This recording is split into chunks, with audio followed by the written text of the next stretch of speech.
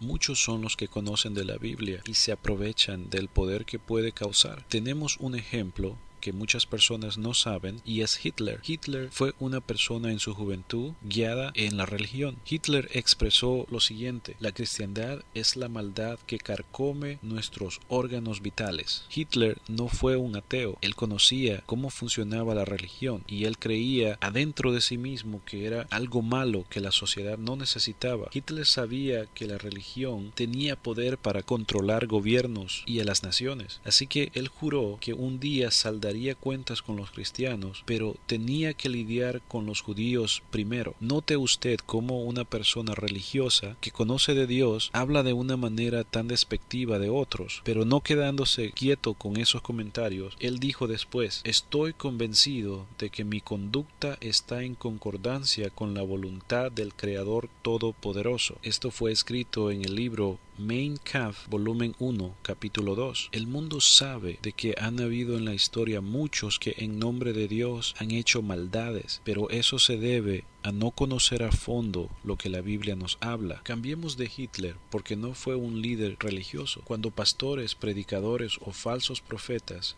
entran en la iglesia, los inconversos los identifican rápidamente. Por eso existe ese dicho que dice: para ser cristiano prefiero no serlo. Los pastores que corrompen la iglesia son líderes y dan mal testimonio a el nombre de Cristo. Las personas no miran a los cristianos verdaderos como la verdad, sino como una secta más, porque ellos no conocen lo que dice 1 de Timoteo capítulo 4 versículo 1 al 3. Pero el Espíritu dice claramente que en los postreros tiempos algunos apostatarán de la fe, escuchando a espíritus engañadores y a doctrinas de demonios, por la hipocresía de mentirosos que, teniendo cauterizada la conciencia, prohibirán casarse y mandarán abstenerse de alimentos que Dios creó, para que con acción de gracias participasen de ellos los creyentes y los que han conocido la verdad. ¿Comprende usted ahora, mi hermano, por qué dije que probaría la fe y que ayudaría a reforzar esa fe que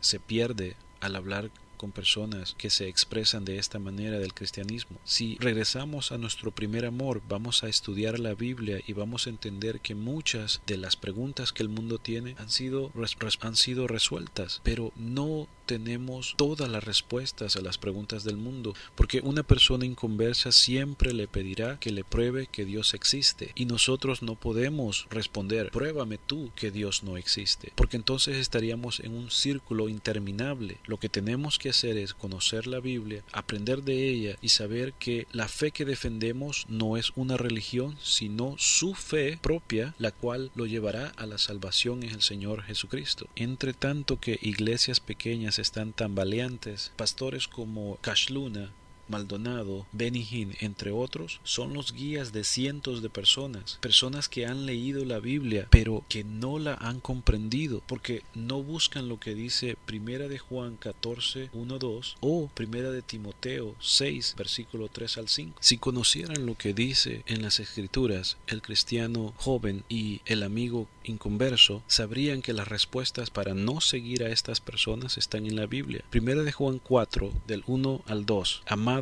no creáis a todo espíritu, sino probad los espíritus si son de Dios, porque muchos falsos profetas han salido por el mundo. En esto conocer el Espíritu de Dios.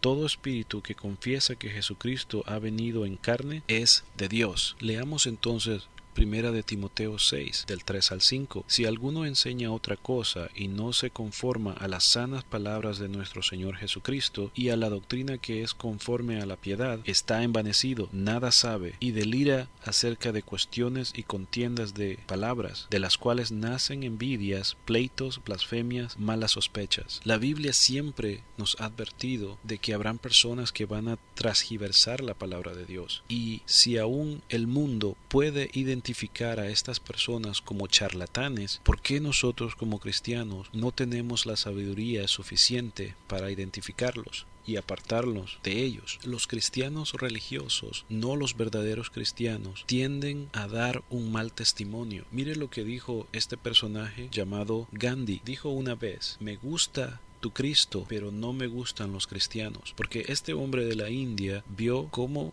mal llamados cristianos llegaban a su tierra a querer hablar de un Dios de amor cuando ellos se comportaban todo lo contrario a lo que ellos predicaban. He compartido, mis hermanos, con ustedes capítulos que pueden ayudar a responder esas preguntas, no para pelear, no para debatir, pero sí para reforzar la fe en el Señor Jesucristo. Pero como antes mencioné, aunque mi misión es de que usted vuelva al primer amor, también tiene que entender la obligación que tenemos como cristianos, porque no es solo de leer la Biblia, sino también ponerlo en práctica o poner en práctica lo que hemos aprendido. Y usted dirá, ¿cómo puedo poner yo en práctica o cómo puedo probar los espíritus? Dice la Biblia que por los frutos conoceremos al tipo de persona que nos predica. Mire lo que dice en 1 de Timoteo 4, versículos 6 al 12. Si esto enseñas a los hermanos, serás buen ministro de Jesucristo, nutrido con las palabras de la fe y de la buena doctrina que has seguido. Desecha las fábulas profanas y de viejas, ejercítate para la piedad, porque el ejercicio oral para poco es provechoso, pero la piedad para todo aprovecha,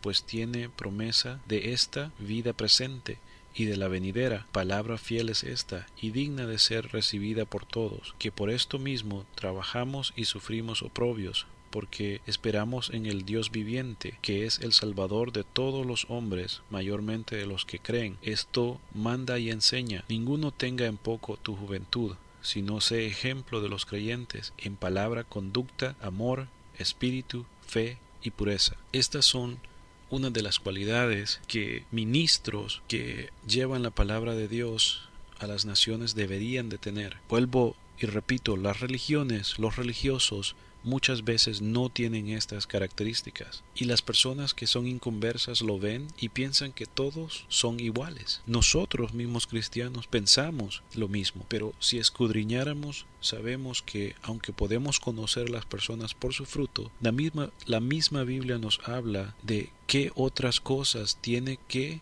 mostrar un servidor en Cristo. Mis hermanos y personas que escuchan este video, predicar a los incrédulos es una cosa, pero tratar de convencerlos es otra. Las personas siempre pedirán una prueba de que Dios existe. Y como ya antes mencioné, no podemos responderles, tú muéstrame que Dios no existe, porque no vamos a llegar a ningún lado. Salmo 53:1 dice, el necio en su corazón no hay Dios. Luego ellos dicen, todas las religiones son iguales. Pero Proverbios 14:12 nos dice lo siguiente: hay caminos que al hombre le parecen derecho, pero su fin es camino de muerte. ¿Por qué hay tantas denominaciones religiosas entonces? ¿Por qué existen tantas sectas? ¿Y por qué se parecen tanto entre ellas? Acompáñenme a leer en Génesis 3:14 al 15. Y Jehová Dios dijo a la serpiente, por cuanto esto hiciste, maldita serás entre todas las bestias y entre todos los animales del campo. Sobre tu pecho andarás y polvo comerás todos los días de tu vida. Y pondré enemistad entre ti y la mujer, y entre tu simiente y la simiente suya. Esta te herirá en la cabeza, y tú le herirás en el calcañar. En ese capítulo tiene usted por qué existen tantas religiones y sectas. El diablo sabía, él estaba antes de la creación y sabía que un día el Señor Jesucristo nacería de una virgen. Él sabía exactamente, o mejor dicho, dedujo de que Jesucristo nacería, y él, como astuto y padre de mentiras que es, creó todas estas nuevas historias, como la antes mencionada, e hizo confundir a todo el mundo. El capítulo de Génesis nos habla antes de la humanidad, nos está hablando solo de Adán y Eva. Pero si no me cree, busque Isaías 9:6, porque un niño nos es nacido, hijo nos es dado, y el principado sobre su nombre, y el principado sobre su hombro, y se llamará su nombre admirable, consejero, Dios fuerte, Padre eterno, príncipe de paz. La historia que le conté al principio es la historia de Horus, un dios de Egipto que aparentemente tiene todas las características que Jesucristo se le pone cuando fue el tiempo del Señor Jesucristo. Con el capítulo 3 de Génesis y el capítulo 9 de Isaías nos damos cuenta de que Dios ya estaba anunciando de que Jesucristo nacería para derrotar al diablo. Y aunque, como antes dije, todas esas historias se parecen, el diablo es padre de la mentira, pero es muy vanidoso. Le gusta tomar crédito por las cosas que hace. Si usted investiga cada una de esas historias, la historia de Horus, la historia de Krishna, la historia de Mitra, entre tantos más que existen, usted se dará cuenta que en sus escritos antiguos, en sus jeroglíficos, en sus tallados de piedra o sus esculturas, siempre aparece una serpiente. En la Biblia aparece una serpiente, pero no se le da el crédito de nada bueno. En cambio, en estas historias, la serpiente aparece como un guía espiritual o aparece como una ayuda extra, haciendo como una forma de firma de quien creó esa historia. El padre de toda mentira dejó su firma en cada una de esas historias, porque aunque él es mentiroso, es vanidoso, le encanta tomar crédito de lo que hace. Y el diablo me recuerda tanto a una escena donde el malo de la película se enfrenta al bueno de la película y le dice que tirará una moneda al aire y que dependiendo el lado donde caiga la moneda, él dejará libre a las personas que tiene encerradas. Entonces el malo tira la moneda al aire y el bueno de la película tira un puñado de monedas al aire, a modo de que el malo no sepa cuál es la moneda real y no pueda tomar una decisión correcta para él, qué es lo que tiene que hacer. Bueno, así considero que son las sectas y las religiones. El diablo tiró un puñado de monedas en el aire y ahora es difícil saber si la religión cristiana es la verdadera religión, porque con tantas religiones flotando alrededor y con tantos malos ministros de la palabra de Dios, es difícil saber quién está diciendo la verdad. Pero recuerde todos los capítulos que hemos leído, recuerde cómo tiene que ser un verdadero ministro de Dios, recuerde que Dios dice que no nos crezcamos, que no pensemos que somos mayores que otros o más que otros. Use todo lo que yo le he explicado para fortalecer la fe, para hablar sin miedo a otras personas que no conocen de Cristo. Recuerde que todas esas religiones tienen una firma también, y esa firma solo la podemos encontrar si hemos leído la palabra de Dios, por lo menos lo básico, por lo menos estos versículos que yo le proveo, léalos. Como yo siempre digo en mis videos, lea todo el capítulo, vuélvalo a leer, entiéndalo, porque son capítulos y versículos como lo que yo le he expuesto que le ayudarán a entender si la iglesia donde usted se está congregando es una iglesia que le están enseñando la verdadera doctrina, la palabra de Dios, lo que el Señor Jesucristo mandó, lo que Él enseñó. Vaya conmigo a la lectura final, Romanos 1, del 16 al 17, y leámoslo junto, porque no me avergüenzo del Evangelio, porque es poder de Dios para salvación a todo aquel que cree, al judío primeramente y también al griego, porque en el Evangelio la justicia de Dios se ve revelada por fe y para fe, como está escrito, mas el justo por la fe vivirá. Le motivo, mi hermano, a que siga adelante, a que sigamos peleando la buena batalla, a que no nos sintamos débiles cuando alguien viene y pregunta todas las preguntas que yo le mostré y que sintamos que decaemos porque no tenemos la respuesta, porque sí hay respuesta en la Biblia, en la palabra de Dios, sí existen las respuestas para muchas incógnitas que las personas tienen. Tal vez no sepamos todo porque no podemos comprender todo, pero algún día estaremos en la presencia de un Dios omnipotente que sabe, que conoce, que creó todo. Dios les bendiga.